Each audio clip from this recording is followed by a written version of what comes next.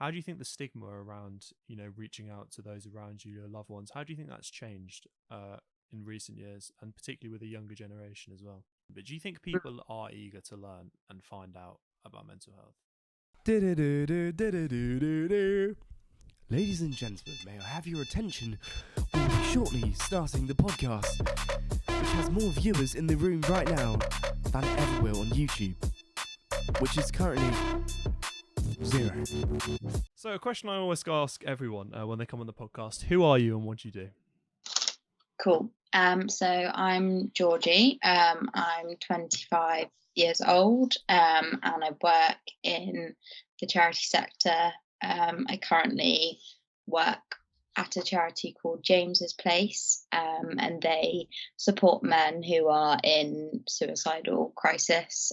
So they provide free therapeutic intervention for those men. And this time last year, I was actually working at Movember in their operations department, and now I support them in a voluntary capacity as a community ambassador.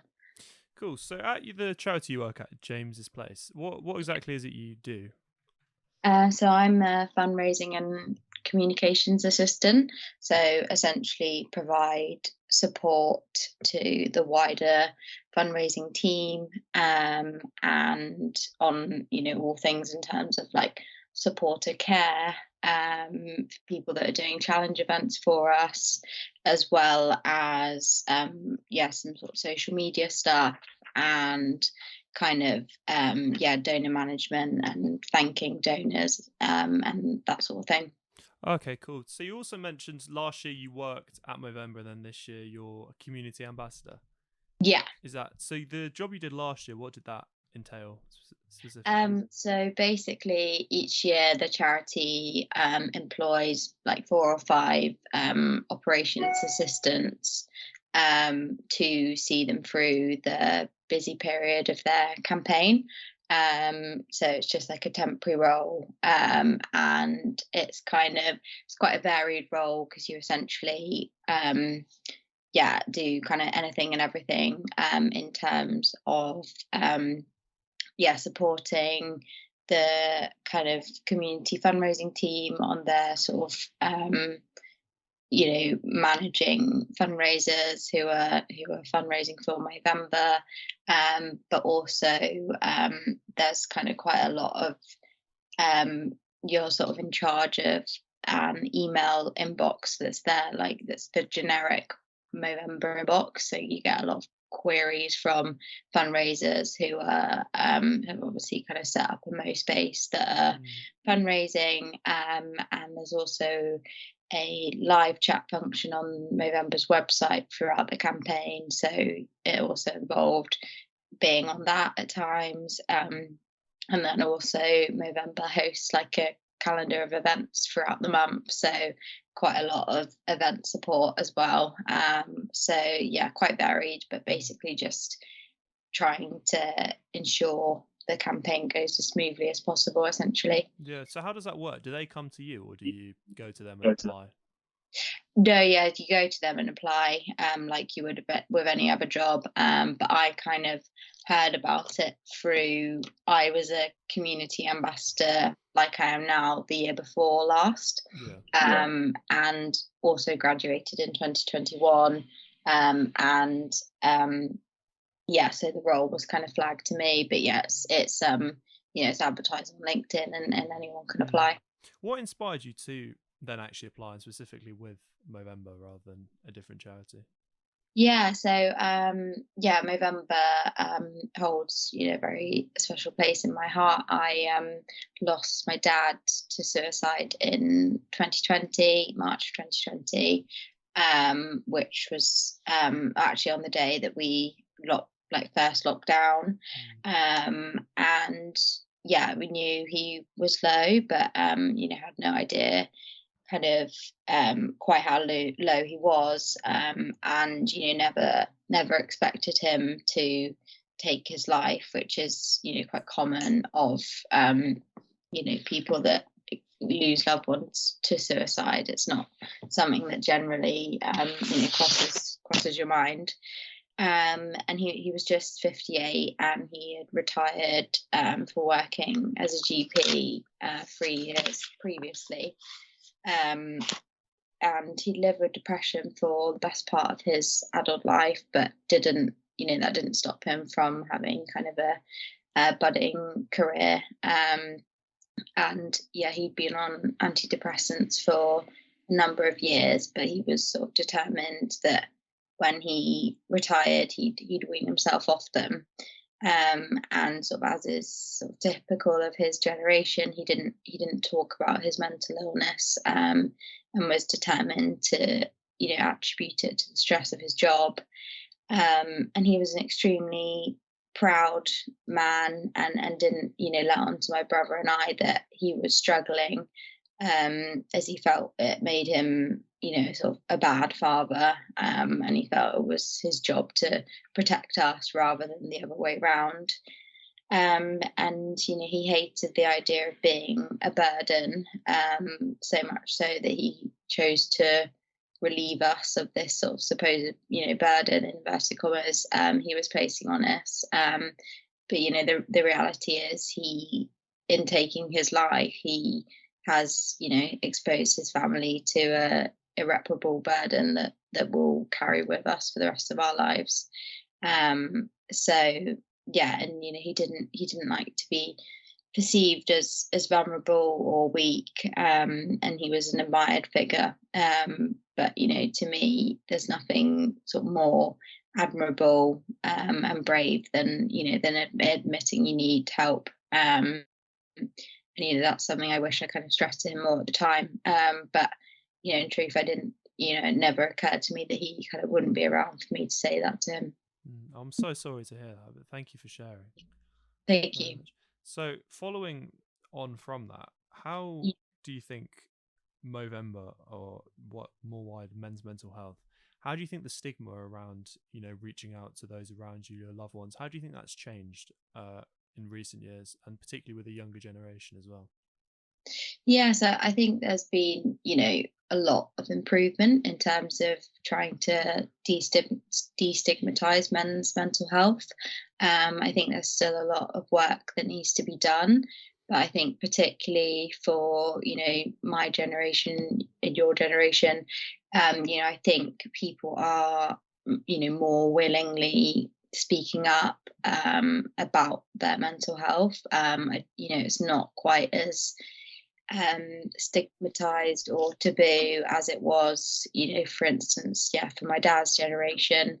And this idea of the kind of a traditional idea of a man being strong and someone that doesn't show their emotions is sort of slowly fading, I think, which is obviously a positive. And I think that's largely come off the back of partly celebrity figures being quite vocal about their own mental health. I think that's kind of set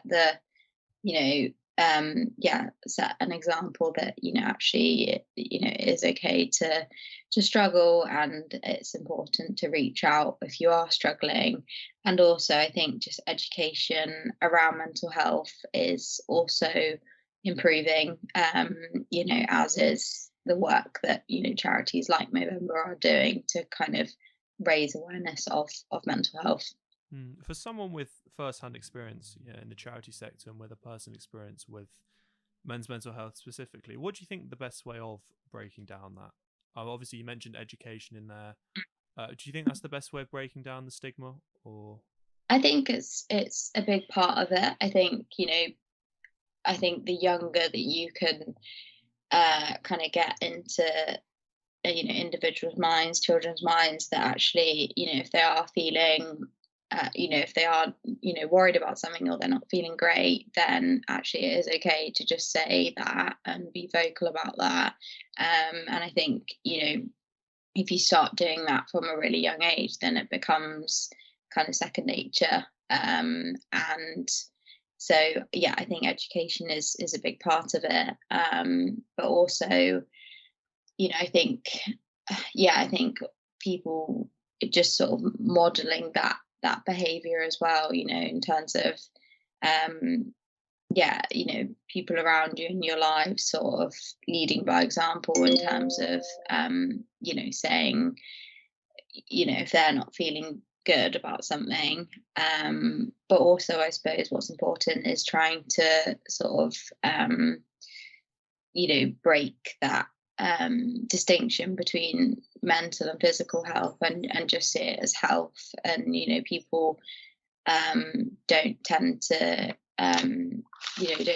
worry about saying if they're struggling with a cold or whatever, whereas it's a much bigger thing to say that you're struggling with anxiety.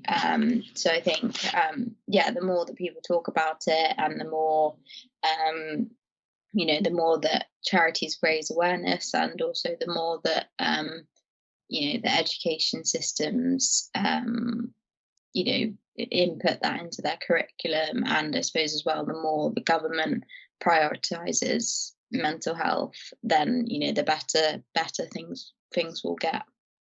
Do you think those things are happening, like schools integrating it into their education, the government? Do you see that actually happening? Like, obviously, people can say that they're doing it, and schools can say we teach great mental health. But do you actually see it? I think it's probably slightly tricky for me to vouch for that, in the sense I've not, I left school a long time ago. But I'd say, in terms of, for instance, school, the work that and the fundraising that you've been doing, and that kind of trying to make it the norm, that being vocal, and I think schools getting behind that and like supporting you guys in your fundraising is sort of telling that they obviously do see it as a priority. In terms of like the actual quality of the education around it, I think it's probably still got quite a long way to go, just because it's quite new and novel that this is actually being talked about and kind of prioritized. So I think kind of just as time passes, it will be a sort of you'll only really be able to tell from how the next generation sort of behave in terms of being vocal about their own mental health, whether that education is having the right impact, I suppose. But I think in terms of the government, in terms of what the government are doing, they could always be prioritizing it more. And I think they recognize that suicide in particular is a huge problem. I think I think it's probably just sort of lack of money and lack of capacity to address it as to why they're not not doing probably not doing as much as they could be. Yeah. So moving back specifically to Movember, the charity, is there anything? I know they do many different projects, many different initiatives, campaigns. Is there any one of those that stands out to you as being particularly impactful, or I don't know, resonates with you personally? Yeah. So I'd say there's a program that they run called Ahead of the Game, which is for like young men, boys that are in sport, and alongside their training, like their rugby training or whatever, they also get like a training in terms of sort of mental agility, and like the best way to look after their mental health, essentially.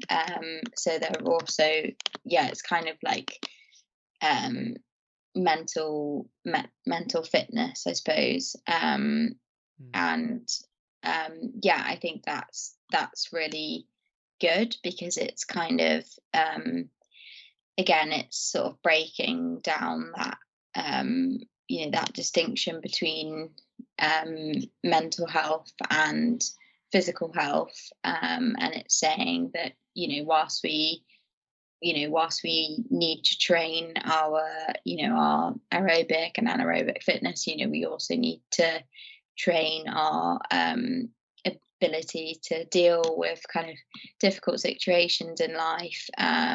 So I think that's a really good initiative, because I think it's just kind of, and I think as well, sport can be quite a difficult environment. It's very competitive, and you feel like you always have to kind of bring your best self to the game. But actually, I think why the Ahead of the Game initiative is so good is because it's kind of giving people that space to say, I am struggling. So I think that's a really good one. They also have something called Movember Conversations, which is a website that you can go on, and it kind of supports you in terms of how to start like difficult conversations. So if you were like worried about a friend or a relative, you can go on there, and it essentially allows you to kind of practice having that conversation. Is that from the perspective of you asking someone or them speaking out to you? You asking someone, okay. Saying like, how are you? You don't seem quite yourself. So I think that's a really good one as well, because I think it just means you can go into more difficult conversations sort of feeling more confident in terms of what you're saying. So this year you're a community ambassador at giving speeches, talks, etc. So someone, say a young person, a student that goes to school, sat in one of your talks, what do you hope that they take from one of your talks, or anyone giving a talk? What do you hope that they take from it? So I think partly just I suppose remembering the story itself, and kind of taking from my story what they will and what resonates with them, but also trying to learn from, I suppose, in a sense, my sort of shortcomings in terms of not being not checking in enough with my dad, because I think I just think it's one it's one of those things. Suicide is something that until you experience it, you just never think it will happen to you. It's a bit like getting hit by a car. It's one of those things you kind of know it exists, and it happens to some people, but you can't ever envisage it happening to yourself. So I think as I mentioned, it was just something that it never occurred to me that he might decide to do that. And I think had I been had that been on my radar more, then perhaps I would have approached it differently and actually had that difficult conversation with him, and said to him, are you feeling like you don't want to live anymore? And I think had someone asked him that question, if he that kind of direct question, then that might have allowed him to say, actually, yes, I am. Whereas I think for the person that's really struggling, for them to say that's what's on their mind, that's a much bigger thing. So I think it's partly just I suppose raising awareness in the sense that, and saying actually this can unfortunately this can happen to anyone. So I think that there's more work that could be done in terms of for instance, like my dad was on antidepressants, and I think that anyone that's prescribed antidepressants, I think that they should be given like a leaflet or something that they can give to their family members or friends, that just kind of explains a bit about the drug that they're on, and also that if they are being treated for depression, there is a possibility that they may feel suicidal, because I think if I'd sort of just had that, slightly more awareness about it, then that could have really helped. So I think that's the main thing, really, just awareness of the issue, and also just that kind of having that confidence to actually be direct with people and say how are you really feeling. Do you think people, and obviously this is a quite a general question, but do you think people are eager to learn and find out about mental health? Yeah, it's a great question. I think everyone would at least like to say that they are, or kind of hope that they are. I think but I think it's probably partly one of those things that until it in a sense, until it directly impacts you, or impacts someone close to you, then perhaps you don't have quite as much willingness to learn, in the same way that you know in the same way that you about kind of other issues of affecting the world. I suppose there's only a limited amount of time that everyone has to give to broadening their knowledge. But I think nationally and globally, we are starting to recognize the importance of having a better understanding of it. And it affects 1 in 4 people. That's a lot of people. So even if you're not that 1 in 4, you're likely to be know one of those people. So I think the more it can be prioritized and sort of recognized as something that everyone should further their understanding about, then then the better. Because I think it's partly kind of a slightly dated opinions on mental health that that don't help. And I think as well, there's a lot of kind of fear around the best way to talk to someone that's experiencing poor mental health. Because I think it's not like if someone said to you, I've been diagnosed with cancer, no matter what you say to that, it isn't going to make their cancer worse.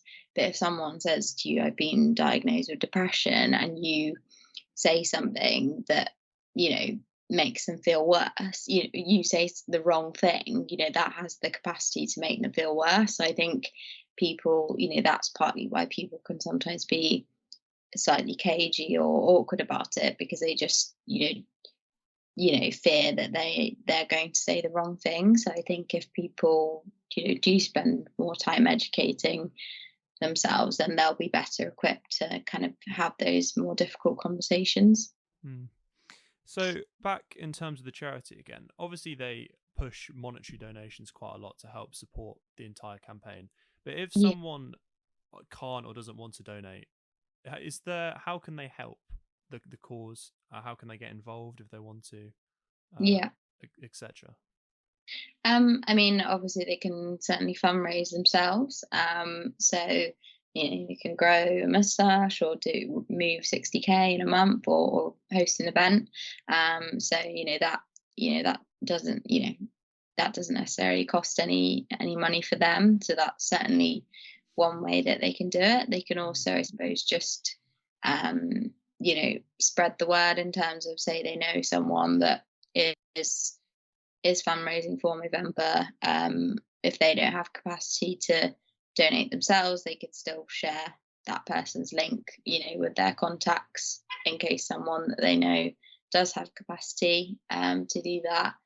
And then I suppose just more generally, they can sign up to the newsletter and just keep an eye out on socials in terms of the charity, and also just tell people around them about the fact that the charity exists, just kind of spreading the word, really. So it's not all about the money, and you can give a fiver, it's so I think still just makes a difference. Exactly. I think that probably just about finishes us off there. Amazing. So thank you very much for coming on. No problem at all. And just sort of to finish it off, what are your Yeah. future plans with Movember and the other charity you work for? Yeah.